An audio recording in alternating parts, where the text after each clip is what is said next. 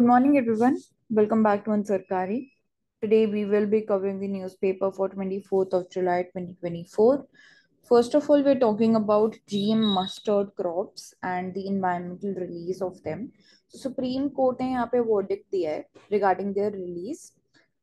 So, यहाँ पे जो court था, it was divided over the conditional approval, which was granted by the Genetic Engineering Appraisal Committee to the Delhi University Center for Genetic Manipulation of the Crop Plants for the release of these transgenic mustards, जिसका crop का name है DMH11।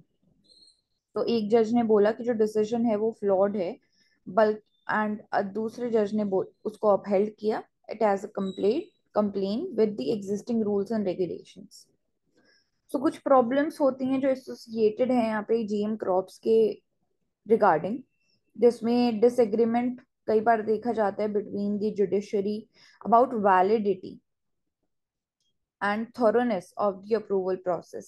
Concern देखे जाते हैं over the involvement and the influence of the Ministry of Environment, Forest and Climate Change in the decision making process. इसके साथ साथ credibility को undermine करने का जो potential है and also जो integrity है regulatory process की, जब उसमें external pressure आता है तो उसकी वजह से भी कहीं ना कहीं वो undermine होते हैं।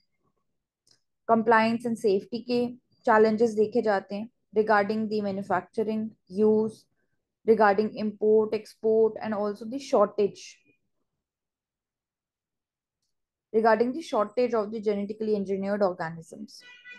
So labeling करना बहुत ज़्यादा ज़रूरी है. That is done under the Food Safety and Security Act 2006 of GM Foods. अगर सोल्यूशन की बात करें तो बोल सकते हैं कि बोथ जजेस and centre they must create a comprehensive national policy regarding the genetically modified crops and organisms, ताकि ये सभी क्रॉप्स के डेवलपमेंट एंड कमर्शियल रिलीज के लाइफ साइकिल को कवर करे। ओवरसाइट जो है रेगुलेशन की उसको हम इनहेंस कर पाए और बोल सकते हैं कि लोगों को भी एडुकेट कर पाए about the safety and the benefits of the GM crops. Clear labelling होनी चाहिए जीएम फूड्स पे ताकि कंज्यूमर को भी एक इन्फॉर्म्ड चॉइस करने का चांस मिल पाए। बट तब भी हम देखते हैं कि GM crops are not adopted that much by the farmers. तो इसमें बोल सकते हैं कि रेगुलेटरी प्रोसेस में डिले हो जाते हैं कई बार, कमर्शलाइजेशन में, अप्रूवल में, जिसमें काफी ज्यादा राउंड्स ऑफ टेस्टिंग इन्वॉल्व होते हैं, जो कि जरूरी भी है। बट क्या हम उस प्रोसेस को और सिंप्लीफाई कर सकते हैं? पब्लिक परसेप्शन और मिस इन्फॉर्मेशन बढ़ जाता है about the safety and the long term effects on the health from the GM crops. इसकी वजह से एक रेजिस्टेंस होता है to perceive the GM crops.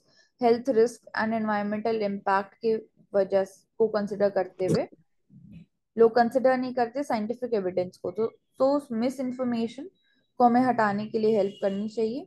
इसके साथ साथ intellectual property rights GM seeds को लेके पेटेंटेड होते हैं कई बार, एंड कई बार जो बड़े एग्रीकल्चरल बिजनेसेस होते हैं वो उसको बेच रहे होते हैं, जिसकी वजह से वो एक्सपेंसिव भी हो जाते हैं स्मॉल फार्मर्स के लिए।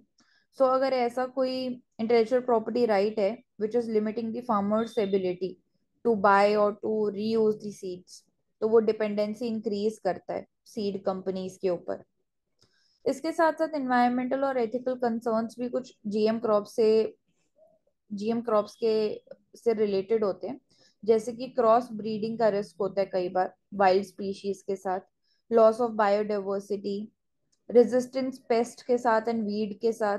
तो ये एथिकल डिबेट्स भी चलती रहती है regarding the manipulation of the genetic material and long term में क्या कॉन्सिक्वेंसेज होंगे।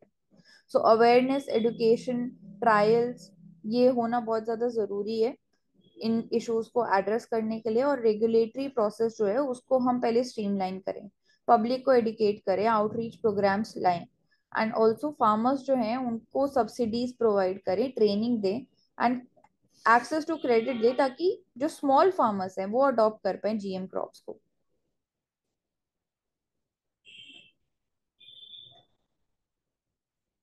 Then next, drug used to treat the clots can protect against the cobra venom damage. So venomous snakes, they kill about 1.4 lakh people every year, especially in Africa and Asia. सो एक drug की यहाँ पे बात हो रही है, टिनजैप टिनजैपराइन। ये drug जिसको यूज कर सकते हैं हम to prevent the blood clots and significantly reduce कर सकता है ये जो डैमेज कॉज होता है by the cobra venom to the human cells. इसकी एफिकेसी की यहाँ पे बात हो रही है इन रिड्यू इट। यहाँ पे ये भी बात हो रही है कि जो ड्रग है इसको यूज करने के बाद जो स्किन डैमेज है, जिसमें माइस के ऊपर टेस्ट किया गया है इसको विद दी कोबरा मैंने, वो भी रिड्यूस हुआ है। तो ये नई डिस्कवरी से हम बोल सकते हैं कि नए ट्रीटमेंट अप्रोच की तरफ चल सकते हैं regarding the snake bite victims. Team यहाँ पे पेटेंट के इशू भी आ जाते हैं, फिर ह्यूमन क्लिनिकल ट्रायल्स भी बहुत जल्दी स्टार्ट होने वाले हैं। तो टिनजैपरिन जो कि ब्लड क्लॉट्स को प्रिवेंट करेगा एंड रिड्यूस करेगा डैमेज को, that is done to the human cells from the cobra venom.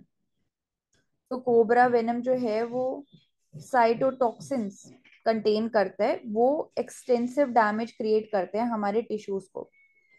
सो इस रिसर्च में यही इनिशिएटिव लिया गया है कि कैसे एंटीबायोटिक्स को हम यूज करते हैं फ्रॉम दी हॉर्सेस, वहां से एंटीबायोटिक्स को एक्सट्रैक्ट किया जाता है फ्रॉम दी हॉर्सेस और from the sheeps and neutralize किया जाता है तो वेनम को, एंड देन उसको इंजेक्ट किया जाता है ह्यूमंस के अंदर जब हम वैक्सीनेशन प्रोवाइड करते हैं इंजेक्शन के थ्रू। तो जो वेनम है वो अटैक करता है सेल्स को एंड बाइंड करता है शुगर्स के साथ सेल सरफेस के ऊपर, जिसकी वजह से सेल डेथ होती है एंड टिश्यू डैमेज हो जाता है। वहां पे रोल आएगा टिनजैपरिन जो ड्रग की हम बात कर रहे हैं, क्योंकि वो ब्लॉक कर देगा इस इंटरेक्शन को जो वेनम और हमारे सेल के बीच में हो रही है, जिसकी वजह से जो वेनम है वो हार्म नहीं कर पाएगा हमारे सेल्स को। तो क्रिस्प कैस 9, ये रिसर्चर्स ने जीन एडिटिंग टेक्नोलॉजी यहाँ पे यूज की है आइडेंटिफाई करने के लिए जीन्स को जो कि इन्वॉल्व होते हैं वेनम के एक्शन में सेल्स को डैमेज करने के लिए। तो जीन एडिटिंग का भी यहाँ पे यूज किया है जिसमें उन्होंने सिंथेसिस किया है of the sugar compounds on the cell surface. तो टिनजैपरिन यहाँ पे यहाँ पे हमें ये मेक श्योर करना होगा कि इफेक्टिव ट्रीटमेंट ऑप्शन तो हम जा ही रहे हैं टेंजापरिन की तरफ, बट क्या ये वाइडली अवेलेबल हो पाएगा, अफोर्डेबल हो पाएगा, इन क्वेश्चंस की तरफ भी हमें ध्यान रखना होगा। एंड प्रॉपर ट्रायल्स होने चाहिए ताकि ड्रग की जो एफिकेसी है और सेफ्टी है इन द लॉन्गर टर्म वो हमें पता चल पाए। एंड क्योंकि जो वेनम होता है कोबरा को इतना कॉम्प्लेक्स होता है एंड मल्टीपल टॉक्सिन्स जो हैं वो होते हैं उसके अंदर, इसलिए कॉम्प्रिहेंसिव अप्रोच का होना और ज्यादा जरूरी हो जाता है।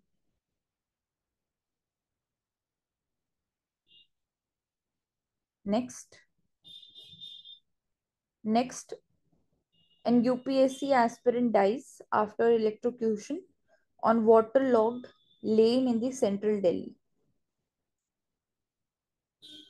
ये ह्यूमन लॉस हमें ये भी दिखाता है यहाँ पे कि जो अर्बनाइजेशन हम कर रहे हैं, रैपिड अर्बनाइजेशन हो रहा है एंड जो बिग सिटीज हैं जो कि कंजेस्टेड हैं, ओवर पॉपुलेशन है वहाँ पे कितने सारे इंफ्रास्ट्रक्चरल इश्यूज जो हैं वो कितना बड़ा डैमेज कर सकते हैं। जैसे कि यहाँ पे यूपीएससी एस्पिरेंट के केस में हमने देखा फ्रॉम द इलेक्ट्रोक्यूशन, वो भी यही हाईलाइट करता है जो डेफिशिएंसीज हैं हमारे अर्बन इंफ्रास्ट्रक्चर के अंदर, जो एक्सपोज्ड लाइव वायर है, पुअर मेंटेनेंस है इलेक्ट्रिकल सिस्टम का, वाटर लॉगिंग है लेन्स में मानसून के टाइम में, जिसकी वजह से electricity risk of electricity hazard और भी ज्यादा बढ़ जाता है, अनसेफ लिविंग कंडीशंस क्रिएट करता है लोगों के लिए।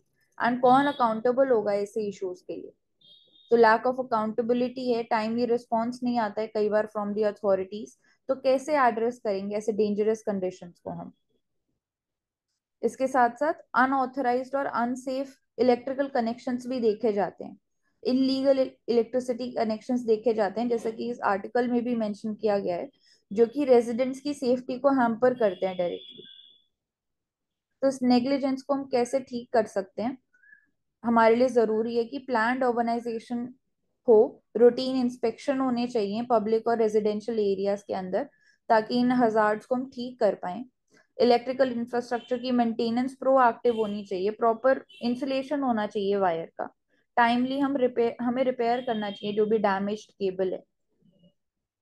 तो इसीलिए पब्लिक अवेयरनेस होना भी जरूरी है कि लोग फिगर आउट कर पाए कि यहाँ पे जो वायर है वो अनसेफ है for the living conditions, and emergency response भी होना चाहिए जिसमें क्विक रिस्पॉन्स टीम्स को हमारे लिए बनाना जरूरी है ऐसे बिग सिटीज के अंदर, जहाँ पे वो डील कर पाए ऐसे अर्जेंट इंफ्रास्ट्रक्चर रिलेटेड इमरजेंसीज से। एंड कम्युनिटी का ओवरऑल जब इन्वॉल्वमेंट होगा, लोकल कम्युनिटीज का म्यूनिसिपल अथॉरिटीज के साथ, तो हम बोल सकते हैं इस अर्बन इंफ्रास्ट्रक्चर को हम ठीक कर सकते हैं, या फिर अकाउंटेबल बना सकते हैं अथॉरिटीज को भी। तो एक डेडिकेटेड हेल्पलाइन होनी चाहिए ऐसे इंफ्रास्ट्रक्चर से रिलेटेड जो इश्यूज हैं उनके लिए। इसमें मानसी दी, औशिक, आप ऐड करना चाहोगे कुछ?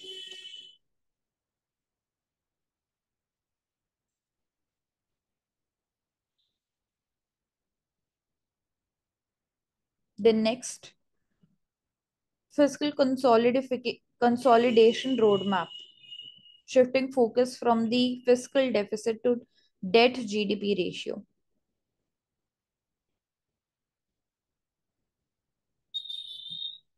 तो फिजिकल डेफिसिट टारगेट जो है उसको 4.9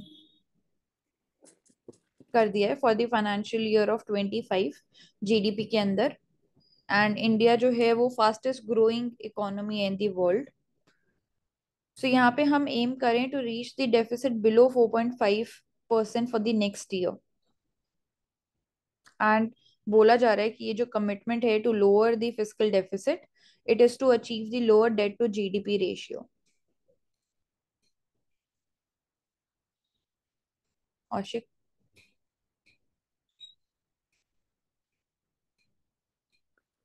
बड़ा कर दो फंड। शेयर आप कर दो। हम्म।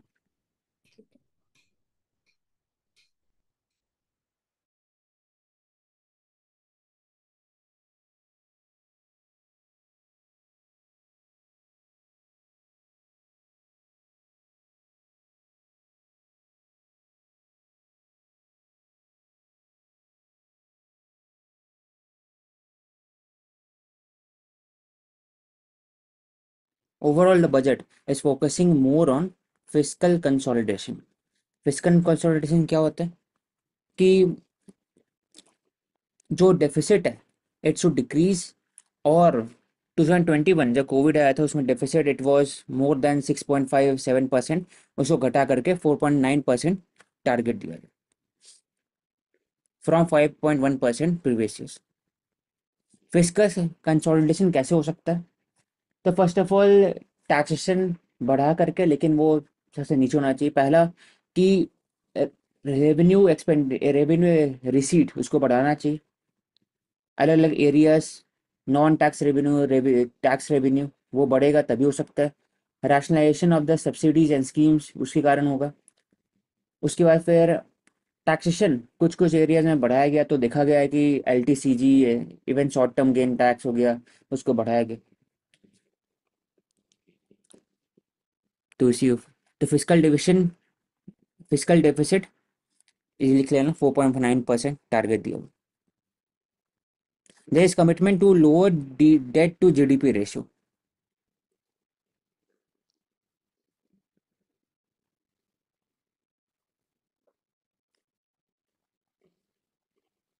हम्म।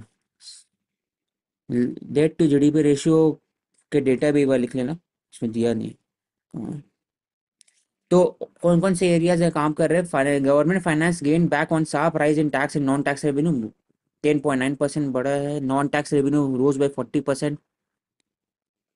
तो overall the government stuck to capital expenditure target of 11.11 lakh crore.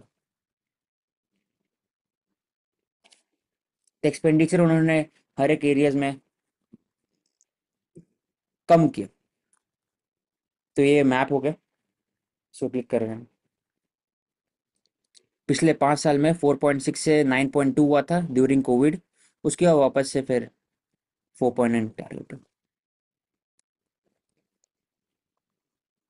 अब पहला वाला जो पढ़े रिगार्डिंग टू फिस्कल कंसोलिडेशन, ये ओवरऑल बजट का की थीम हो गया। उसमें से एक एग्जांपल है centre subsidy bill to fall to 5 year low, मतलब कि सब्सिडी रैशनलाइज किया जा रहा है। तो ये भी क्लिक कर दें।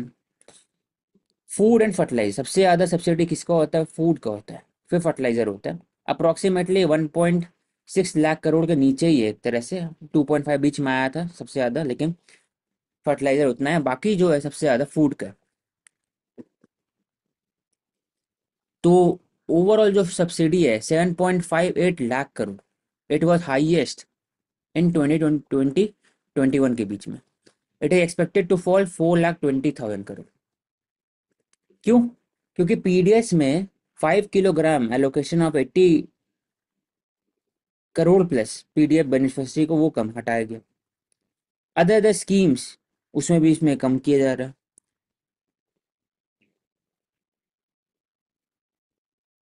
So this will also reduce the revenue deficit also, जो हम बात करते हैं कि which is not sustainable. Second major driver is centers overall less subsidy for the fertilizer. 1,64,000 crore था एक समय, डाउन फ्रॉम अभी, हाँ मतलब कि 2,51,000 करोड़ से 1,64 पहुंच गया, क्योंकि overall imported urea DAP muted are currently around $350। पहले बहुत ज़्यादा था, हाँ मतलब ओवर जो इम्पोर्ट यूरिया इसका प्राइसेस भी स्टेबलाइज हुआ है आफ्टर रशिया यूक्रेन वॉर, उसके कारण भी हुआ। दूसरा phosphoric acid ammonia have ease to, तो ओवरऑल ग्लोबल प्राइसेस भी उसमें भी कम आए, और इंडियन गवर्नमेंट चाहते भी है तो कम।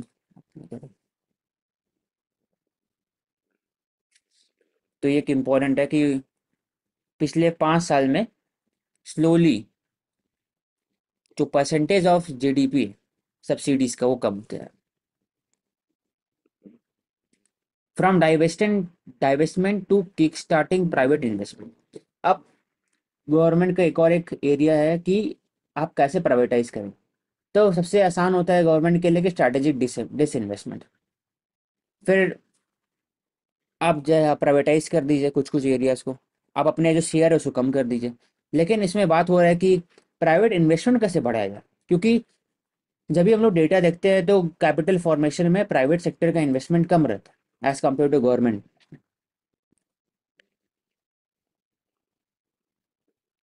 इससे इकोनॉमिक सर्वे ने बताया कि 80 लाख जॉब चाहिए हर साल, those who are joining labour force और exiting agriculture. That is why we need long pending second generation reform. Second generation reform क्या क्या एरियाज में हो सकता है सेकेंड जनरेशन में? एग्रीकल्चर में, लेबर में, गिग वर्कर अकॉर्डिंग हो गया, न्यू टेक्नोलॉजी उसमें हो गया second generation reform.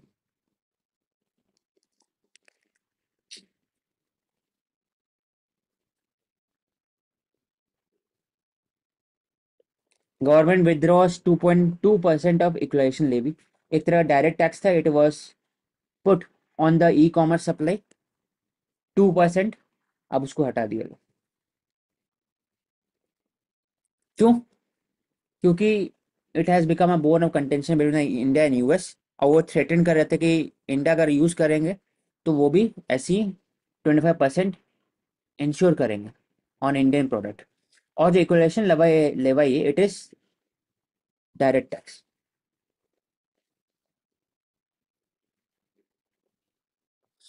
New taxation regime इसमें कुछ फायदा हुआ है फॉर द सैलरी। पहले 3 to 6 lakh taxable income bracket थे, 5% देते थे, अभी 3 to 7 लाख, बस 1 लाख हर में से खिसका है पीछे रहना।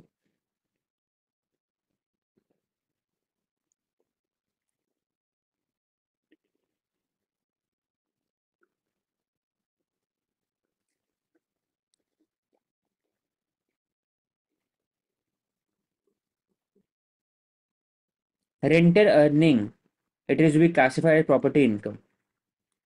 पहले रेंट को अलग कंसिडर किया जाता था, will be not the head of the income house of property, not income from the business, तो बिजनेस क्रिएट नहीं करें।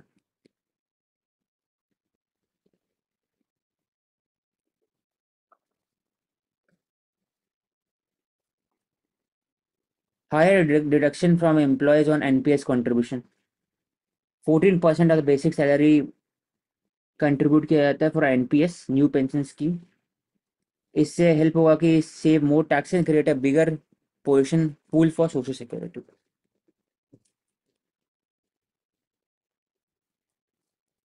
तो एनपीएस के अंदर में 10% से उसको 14% किया गया कि 14% अपने सैलरी दे सकते एनपीएस के लिए।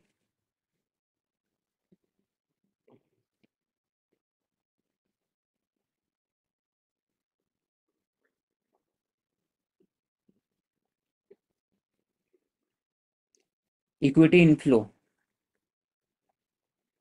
उसका डेटा हो गया। Government hikes long term capital gain tax 12.5% from 10%। और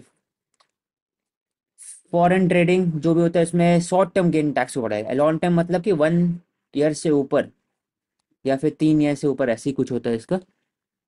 और शॉर्ट शॉर्ट टर्म टर्म मतलब होता अभी है, से इट नीचे इज होता 1 ईयर। 1 ईयर टाइम पीरियड होता है, तो अगर उससे ज्यादा होल्ड करते हो तो वो long term capital gains tax लगता है। तो वो 12.5% हो गया और शॉर्ट टर्म हो गया 20%। वो पहले 15% होता था।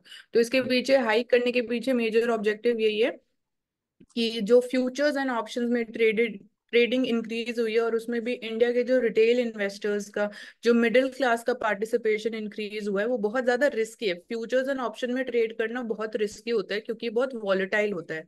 तो यहाँ पे एक्सपीरियंस और टाइमिंग बहुत ज्यादा मैटर करती है। तो वी हैव सीन कि जितने भी इन्वेस्टमेंट्स टोटल हुई उसमें से 90% लोगों को लॉस सफर हुआ है। सो इसीलिए उसको कम करने के लिए गवर्नमेंट ने टैक्सेशन को इंक्रीज किया है, और इसी के ऊपर फ्यूचर्स एंड ऑप्शंस पे एसटीटी भी इंक्रीज हुआ है, स्पेसिफिकली इसी पे, इक्विटीज पे नहीं हुआ है। हम्म। क्योंकि इसमें ये होता है, लोगों को लगता है कि थोड़ा पैसा लगाओ और प्रॉफिट बहुत ज्यादा हो सकता है। बट वो जनरली, क्योंकि इसमें प्रीमियम डीके एक टर्म होता है, जिस भी प्राइस पे, स्पॉट प्राइस पे आप ट्रेड करते हो या फिर लॉन्ग टर्म के लिए, मतलब होल्ड करके अगर आप इन्वेस्टमेंट करना चाहते हो, तो वो प्राइस विद टाइम के साथ डीके होता है, मतलब वो जीरो की तरफ मूव करते हैं। तो एक होता है कि आप ऑप्शंस को पहले बाय भी कर सकते हो और उनको पहले आप सेल भी कर सकते हो। तो सेल करने में ज्यादा आपको पैसे चाहिए होते हैं, बट बाय में थोड़े पैसे में आपको लगता है कि ज्यादा प्रॉफिट हो जाएगा, बट वो ऐसा इतना सिंपल है नहीं। हम्म। और ये भी तो देखा गया था ना, specially after covid there has been increase of 3 times more retailer, 3 to 4 times है। तो इसलिए इसी कारण किया गया इन फ्यूचर। फिर no benefit of indexation. Indexation मतलब होता है कि इन्फ्लेशन के अकॉर्डिंगली आप एडजस्ट कर दीजिए। तो पहले क्या होता था कि वो इन्फ्लेशन था उसमें indexation benefit up two year 2000। For example कि अगर आप कुछ सेल करते हैं तो आप इन्फ्लेशन इसमें जोड़ेंगे नहीं। तो उससे क्या होता था कि प्रॉफिट कम होता था और उस पर टैक्स कम होता था। लेकिन प्रॉफिट ज़्यादा हुआ है लेकिन ओवरऑल आप कम शो करेंगे और फिर टैक्स कम देंगे। लेकिन अभी में इंडेक्सेशन ऐड होने से जो इन्फ्लेशन का अकॉर्डिंग आपको पे करना पड़ेगा इनकम टैक्स। ऐसी है। Triple new system beneficial. The price है प्रॉपर्टी रेज 3 टाइम्स 10 ईयर के अंदर में। इन्फ्लेशन है 5%। In old tax system 2.7%।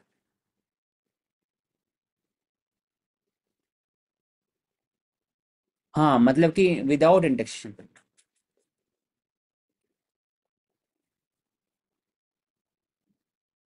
हाँ मतलब कि इंडेक्सेशन यूज किया गया लेकिन कैपिटल गेन टैक्स को बढ़ाया गया।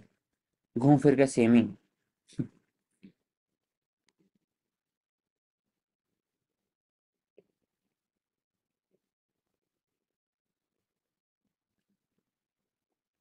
मतलब अप टू 2000 उसके बाद इंडेक्सेशन नहीं होगा।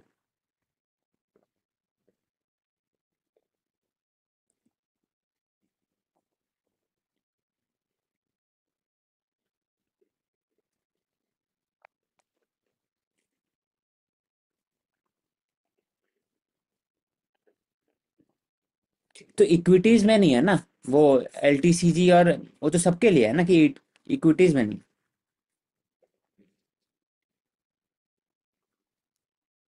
मान जी।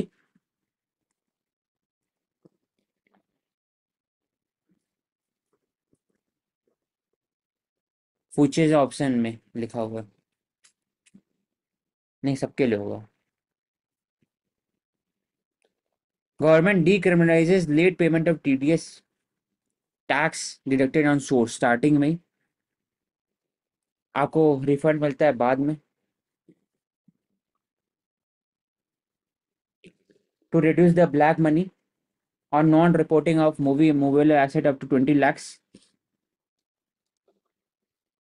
the budget has proposed to increase monetary limit for filing appeal relating to direct tax, excise, service tax in the Tribunal, High Court and Supreme Court. Accordingly,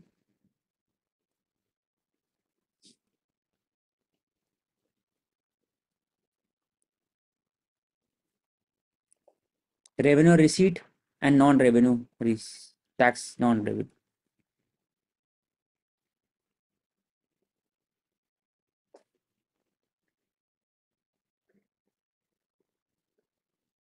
Custom duty slash on range of input material including gold and silver, critical mineral. ये लिख सकते हैं कि कैसे Indian input material मतलब कि जो Indian specific industries को प्रमोट करने के लिए, चाहे वो एपीआई का बात हो, कैंसर ड्रग हो गया, या फिर अलग अलग एरिया से बात हो, सेमीकंडक्टर बात हो, सोलर सेल के लिए इनपुट जो चाहिए उसमें बात हो, तो उसमें सब में नील किया गया. नील. उससे जो इंडस्ट्रीज होंगे उनको कम कॉस्ट पे उसको मिलेगा इनपुट, और उसके बाद फिर और चीपर, अफोर्डेबल और कॉम्पिटिटिव प्राइस में बेच सकते. Reduction in peptic custom duty on mobile phone, PCM में, सब चीज़ में. पहले 20% था टैक्सेशन, अब 15% होगा.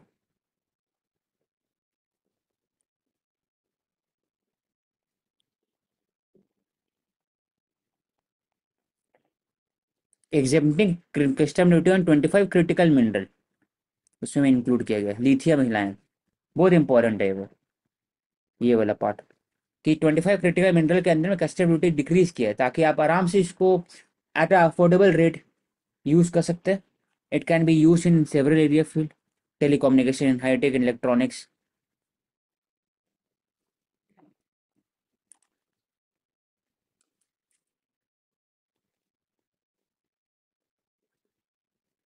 डीकपल करना चाह रहे चाइना से, इसलिए. फिर फ्रोजन फिश में भी यह कम किया जा रहा है 5% सिर्फ. तो ओवरऑल वी कैन से कि जो टैक्सेशन है, it has been very nuanced through the budget. कहीं कहीं पर ड्यूटी को कम किया गया to increase the production, to increase the manufacturing base. At the same time थोड़ा डायरेक्ट टैक्सेशन में भी कम किया गया, लेकिन इनडायरेक्ट टैक्स जो है उसमें इक्विटी, खास करके इक्विटी और फ्यूचर्स ऑप्शन ने वहां पर बढ़ाएगी, रियल एस्टेट में बढ़ाएगी, जहाँ वॉलेटाइल मार्केट है वहां पर टैक्सेशन बढ़ाएगी. ऐसा कुछ.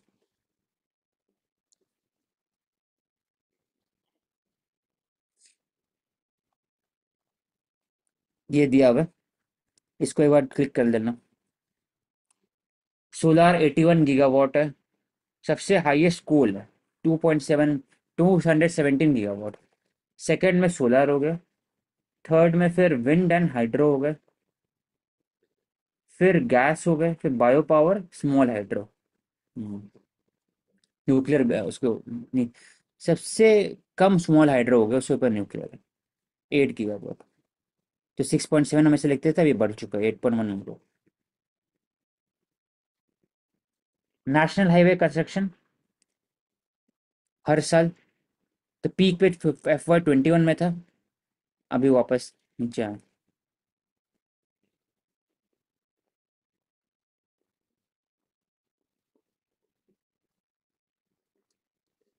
Total length of national highway पिछले 10 साल में 60% ग्रोथ हुआ है. 1,50,000 के अराउंड हुआ है, 90 से 1,50,000. इसको लिखिए. 1 crore house for poor middle class है under phase 2 of urban poor and middle classes. Middle class भी इंक्लूड होंगे अर्बन हाउसिंग स्कीम के अंदर. प्रधानमंत्री बात करते हैं 2.2 लाख करोड़ दिया जाएगा, सब्सिस्टेंस असिस्टेंस दिया जाएगा. एंड 10 लाख करोड़ इंक्लूड किया जा रहा है इसमें. 2.22 lakh crore in next 5 years.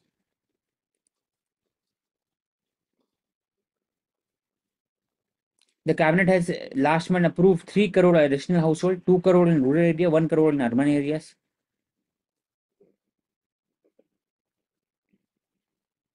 इसमें अलग अलग सब्सिडी हो गया, क्रेडिट लिंक सब्सिडी हो गया, इकोनॉमिकल वीकर सेक्शन के लिए लोअर इनकम ग्रुप हो गया, और 1000 crore फॉर सीएल बस.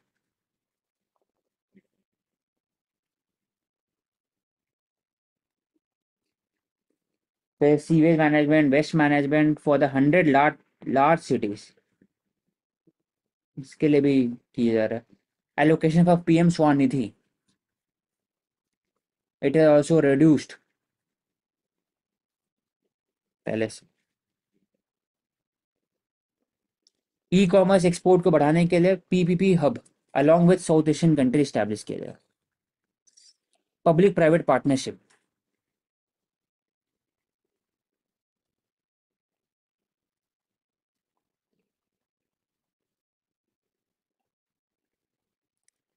क्योंकि Indian export it is facing several disruption due to the external shock from Russia Ukraine war और इवन रेड सी क्राइसिस. तो एमएसएमई और ट्रेडिशनल आर्टिसन कैसे वो सेल कर सकते product in the international market. E commerce export hub will be set up. तो बाहर ही बेच सकते हैं. कहाँ से इंस्पिरेशन है? Example south Korea, Japan, Vietnam and artisan in China. E commerce export hub will be set up in a PPP model. It will facilitate trade and export under one roof. क्योंकि long term potential है 2030 तक के 200 से $300 billion e commerce industry हो सकता है.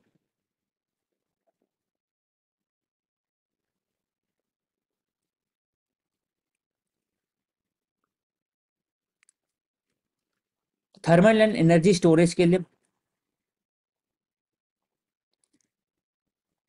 India has announced countries 800 megawatt advance ultra super critical thermal plant based on indigenous technology. है क्या ये? तो हम लोग देख चुके हैं regarding several energy generation in India. सबसे कम जो है वो बायो पावर हो गया, उससे ऊपर न्यूक्लियर पावर होंगे. तो ये हो गया indigenous advance ultra super critical thermal में जी. हाई एफिशिएंसी है, लोअर पावर कंजप्शन होगा. Ministry of power and NTPC establish करेंगे. Thermal plan along in Bihar also. तो thermal capacity has slowed 6% from 205 gigawatt. हम लोग और जगह फोकस कर रहे हैं, लेकिन थर्मल पावर प्लांट जरूरी है, तभी हम लोग ट्रांजिशन बहुत जस्ट रहेगा. दूसरा इसमें बात होता है regarding the electric storage.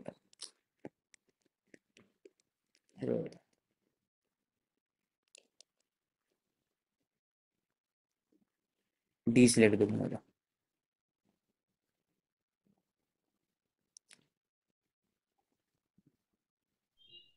Command set कर दो. नहीं हो.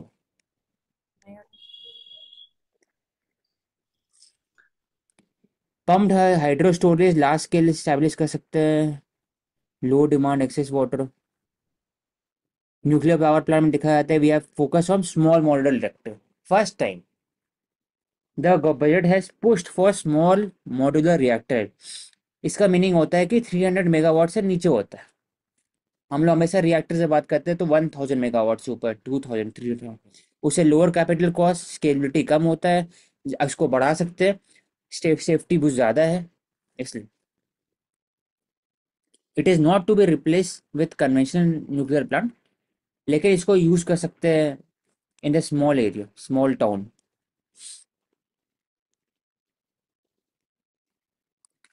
फिर नेक्स्ट आते हैं intensive for the 1 crore youth. Allowance दिया जाएगा 5000 to 6000 rupees per month along with one time assistant 6000. 500 top companies 1 crore youth intensive कर सकते हैं. The scheme expected to cost about 66,000 crore. हर एक कंपनी को 13 करोड़ देना पड़ेगा।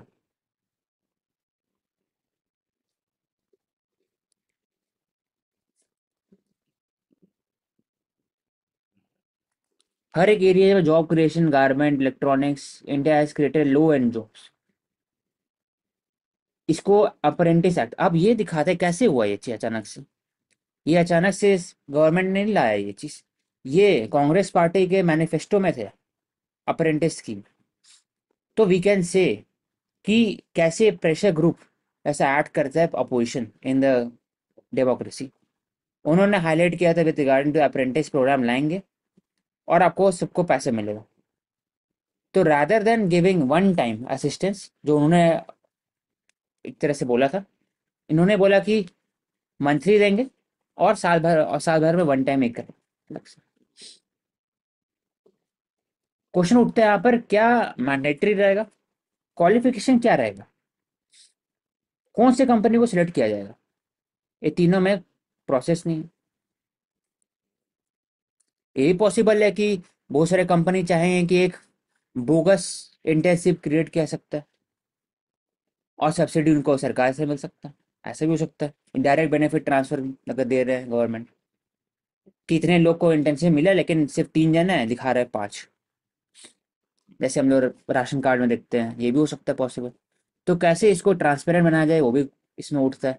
दूसरा, इंटर्नशिप सिर्फ 1 साल के लिए किया जाएगा, तो उसके बाद क्या? ऐसे भी हो सकता है कि गवर्नमेंट, तो इसमें ओवरऑल इंटर्नशिप के साथ साथ there has to be certain kind of changes in syllabus. 1 साल के अंदर आप इंटर्नशिप भी करना है और स्किलिंग के लिए अलग अलग कोर्सेज अवेलेबल करा सकते हैं with the help of industries. तो 1 साल के अंदर में आपका रिवैम्पिंग हो सकता है। तो रादर देन 4 ईयर कोर्स, 3 साल का कोर्स होना चाहिए बीटेक, और 1 साल का इंटर्नशिप हो गया जिसके अंदर में आप कोर्सेज भी, स्पेसिफिक कोर्स आपको जो मन है पढ़ सकते हैं, उसके बाद डिग्री मिले।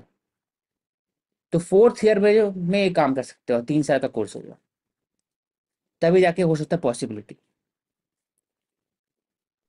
बोल सकते हैं कि जो करिकुलम है हमारा, उसको हम प्रोजेक्ट बेस्ड बना सकते हैं, तो प्रोजेक्ट्स के थ्रू हम सीख पाएंगे फिर। हम्म। लैब टू मार्केट हो गया, उसके बाद तुझे लिख लेना इस बार।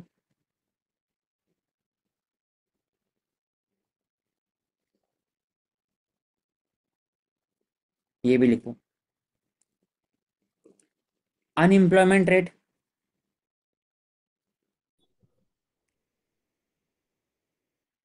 इसको मैप को लिख लो। अनएम्प्लॉयमेंट रेट कैसे? तो 8.6% अर्बन एरिया में, 7.7% ऑल इंडिया, रूरल एरिया में 6.3%। जब भी देखते हैं ग्राफ में तो रूरल हमेशा कम होता है अर्बन से। ऐसा क्यों है? एग्जैक्ट, क्योंकि रूरल के पास ऑलरेडी सीजनल एग्रीकल्चर का एक एवेन्यू रहता है, अर्बन के पास नहीं रहता है। रूरल के पास मनरेगा है, अर्बन के पास कम नहीं है, ऐसा कोई ऑप्शन अर्बन मनरेगा कॉन्सेप्ट नहीं है, इसके कारण।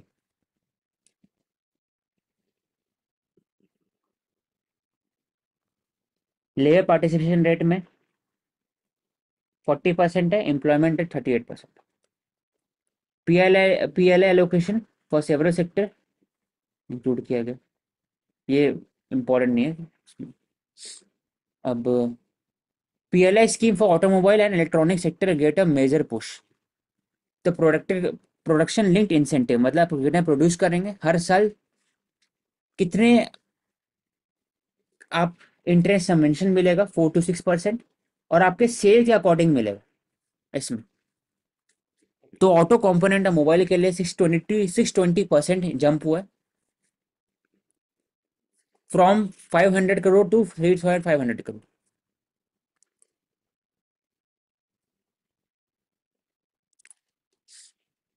मोबाइल कंपोनेंट बाकी सबके लिए। इलेक्ट्रॉनिक्स हो गया, फेम, वहां पे कम हुआ है, फेम में कम हुआ है इन hydro and electric vehicle, hybrid electric vehicle.